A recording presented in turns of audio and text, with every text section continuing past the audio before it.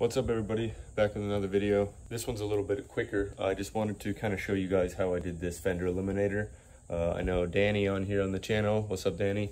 Wanted to know exactly how I did this, and I was gonna just send him pictures, but I figured I'd just upload a quick little video and show you guys how I did this. Unfortunately, I only filmed a little bit, and I didn't film it for a video. I mainly filmed it for me taking it apart so I know what pieces go where if I need to put things back together. So after I took off the entire fender from below, there's a few screws there. You can find them once you take your seat off.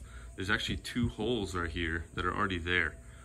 So I figured out that the license plate holder, the OEM one that's on your bike when you get it, I literally took it, I bent in these two sides. So this is where the license plate mounted initially, and when these were sticking straight down, they had the little reflectors here on the side. So if you can tell, I literally used this entire bracket is the license plate mount. And I was literally just trying to use pieces of metal and screws and bolts that I had laying around just to do this temporarily while I kind of figure out a different solution. I just really wanted to get rid of that ugly fender that came with the bike and that I've had on there for so long. So yeah, this is the entire license plate mount. I'll put up a picture here so you can see what I'm talking about. And all I did was drill two holes right here that lined up where these two holes are. So these two bolts are holding this license plate mount, which literally just gives me some more metal to work with. And from this license plate bracket that comes out, I took an L bracket, I made it straight just to give me a little more room, and then I bolted this light on here. Very simple. Again, this is temporary.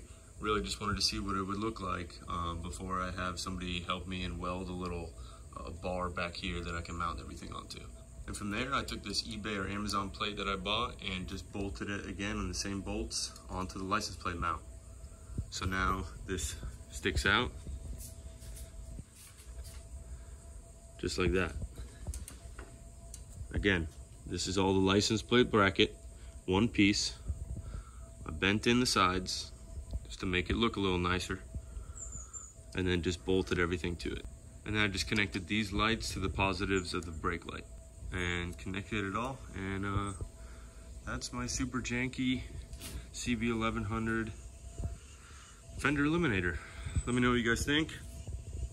Let me know how awful of a job that is, but I'm happy with it. The only thing I don't really like about it is, yeah, it's a little naked here. It's a little open. What I'm probably gonna do is have my buddy weld a little bar on here, metal bar, bend it to the curvature of the seat that goes all the way around and makes this look finished and really nice. And the new CB1100s actually have something similar already like that. I think they realized how awful these side panels were. So anyway, quick little video. Let me know what you guys think.